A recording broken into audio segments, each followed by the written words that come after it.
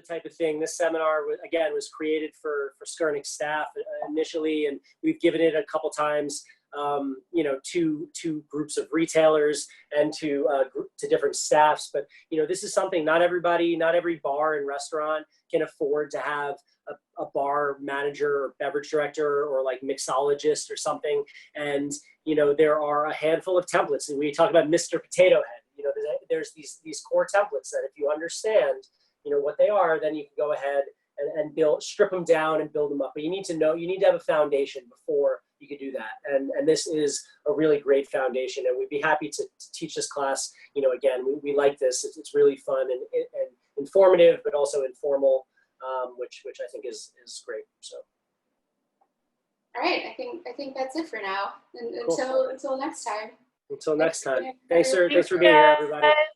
Appreciate you. So much. You got I'm gonna it. make more spritzes. Spritzes. A Shorla. Cheers. Cheers.